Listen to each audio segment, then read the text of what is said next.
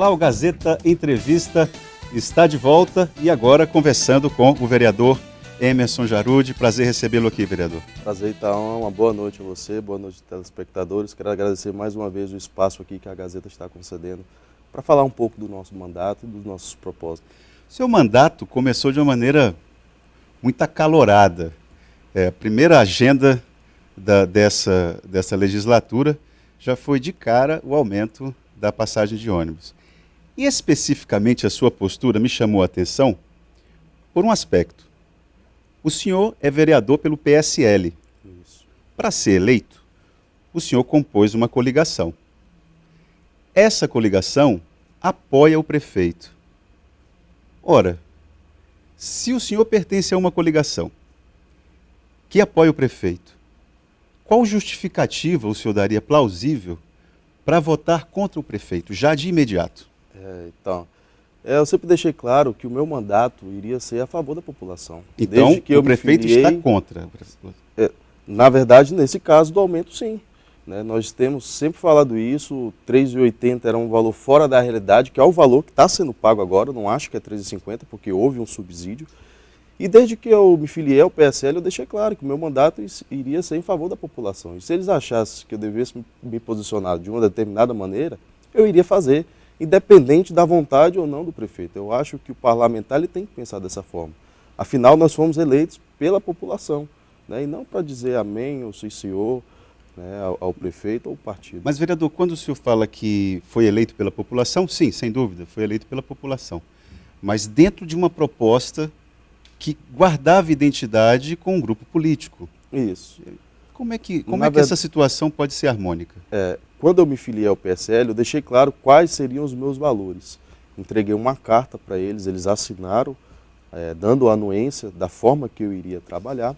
E tanto é que o meu material de campanha não teve nada relacionado a prefeito, porque se eu sou um vereador, se eu sou um fiscal do prefeito, como é que eu vou apoiar desde a campanha? De certo, se eu for eleito e ele também, quando chegar lá eu não vou fazer a função do vereador, que é de fiscalizar. Então a nossa proposta, que veio de um movimento chamado Geração Atitude, ele trazia isso, que nós não podemos apoiar o prefeito, porque senão nós não vamos fazer o papel real de um vereador, que é fiscalizar.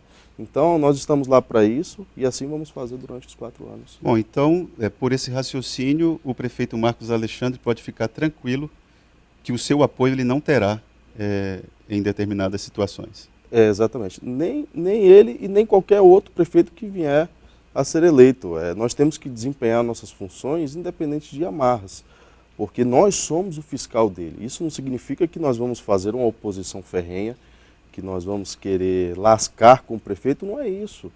Nós temos que averiguar as situações. A Câmara, por muito tempo, ficou um pouco parada nessa questão. E nós temos que desempenhar nosso papel com responsabilidade, apontando os erros e, se possível, também indicando quais são as soluções para aqueles erros. Bom, já que o aumento da passagem é avaliado como um erro, que alternativas foram apresentadas pelo parlamento para que o prefeito pudesse ter tido uma outra decisão? O que na verdade acontece, Oitão, são uma sequência de fatos. Já houve um TAC com o Ministério Público, em que ele não vem sendo cumprido, as nossas frotas não são renovadas, o nosso serviço não é de qualidade. Eu sempre deixei claro, eu não sou contra ao aumento, mas para fazê-lo nós temos que ter uma melhoria na qualidade do serviço e é uma coisa que há muito tempo nós não estamos tendo. Aumento ele naturalmente deve acontecer, porque você tem inflação, você tem um reajuste, mas nós não podemos fazê-lo sem a devida qualidade. Inclusive já teve um TAC com o Ministério Público nesse sentido, as empresas estão em recuperação judicial com dívidas tributárias com o município, com o Estado, com a União. Então, até a CPI do transporte público, nós abrimos para poder justamente averiguar essas situações, para que aí sim, se tudo estiver ok, se a empresa estiver funcionando normalmente, é devido ao aumento. Mas nesse momento, nós somos contra. Aliás, essa CPI dos transportes públicos desenhou um cenário muito estranho do ponto de vista político, porque tem o seu voto, que é um voto que seria um voto de apoio ao prefeito, não foi, e, no entanto, um vereador da oposição pede vistas do processo, pede mais 15 dias para que seja formada a comissão. O eleitor, aí fica difícil para o eleitor entender qual a coerência desses atores, porque quem deveria fazer oposição ao prefeito não faz e quem deveria ser aliado não é da maneira como o prefeito gostaria, o executivo gostaria. E aí eu já emendo a pergunta seguinte. Essa postura de afastar a política do mandato e ter um mandato mais técnico, isso não é uma meia-verdade? Não é uma meia-verdade, é uma dificuldade. Hoje, quando você tenta ser técnico, as pessoas falam, é palanque político, mas na verdade não é isso. Nós tivemos agora há pouco a questão da lei do subsídio, no qual eu falei que eu era a favor do subsídio naquele momento, porque dos males ia ser o menor para a população, para que ela não pagasse os 3,80, já que nós lutamos para que não aumentasse um centavo no referendo, e eles aprovaram o referendo que fosse para 3,80, né? E eu votei contra. E logo em seguida a gente teve o subsídio para voltar para 3,50. Mas o que é que eu quero dizer com isso? A lei, ela veio de forma incorreta. Ela não veio atendendo aos requisitos da lei de responsabilidade fiscal. Não atendia o artigo 16 e o 17. Então, assim, que não diziam tinha o que esses artigos, perdão? Dotação orçamentária, a estimativa do impacto, da onde que ia vir o dinheiro para pagar, e nada disso estava na lei. Então, naquele momento, a gente não poderia aprovar. E quando você não aprova nesse sentido, parece que você está fazendo oposição. Torna-se uma coisa política, mas na verdade foi meramente técnica. Mas a lei de diretrizes orçamentárias, que foi aprovada ano passado pela legislatura anterior, já não previa essa isenção às empresas, o que já é até um problema, né? Não previa. Quanto aos estudantes, esse subsídio ele já existia. Então, foi somente reformado a porcentagem. Mas para a tarifa comum, ele não existia.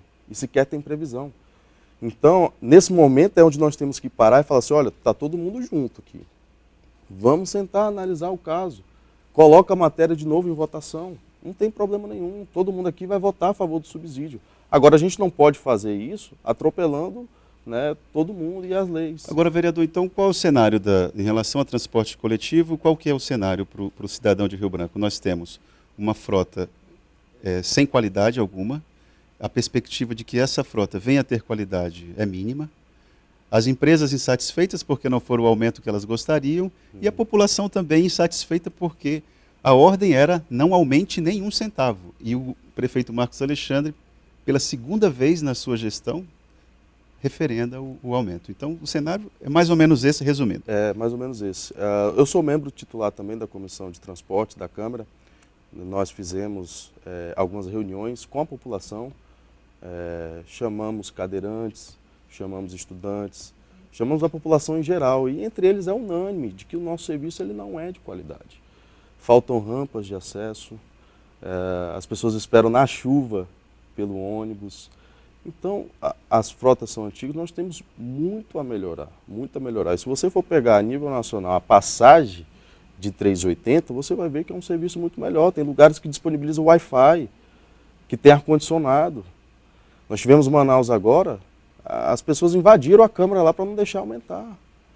Então, nosso cenário hoje quanto ao transporte público, melhorou? Melhorou sim, a gente não pode negar. Mas tem muito ainda a melhorar e a própria população cobra isso da gente. Para finalizar a nossa conversa, Ministério Público, que avaliação o senhor tem a respeito da postura do Ministério Público até o momento, em relação especificamente a essa questão? Nós estamos enviando, inclusive, um requerimento para o Ministério Público para que eles avaliem o último TAC feito, para que eles digam, olha, do que foi estabelecido, isso foi cumprido, e isso não foi. Então, o Ministério Público pode estar atuando a favor também dos parlamentares que querem melhorar a qualidade. Até agora foi silencioso, né? E tem total liberdade para fazer, tem poder para fazer, né? O Ministério Público é um fiscal, assim como nós. Sim. Então, nós temos que estar do mesmo lado, caminhando juntos e com total autonomia, que isso é fundamental nos três poderes. É o que eu sempre tenho falado na Câmara. A Câmara tem que ser independente, acima de tudo. Né? Não tem que ser um puxadinho do prefeito. Mas não pode ser a política, no entanto, né? Nós temos que ter bons debates, sempre pensando na população. Vereador, gostaria de agradecer a sua participação e contar com a sua vinda aqui para a gente passar adiante essa agenda e falar de transporte público também, mas Vamos ver se essa agenda vai para frente. Legal, então. Muito obrigado mais uma vez pelo espaço e conte com a gente. O que precisar, nós estamos à disposição. Obrigado. Bom, a gente volta em instantes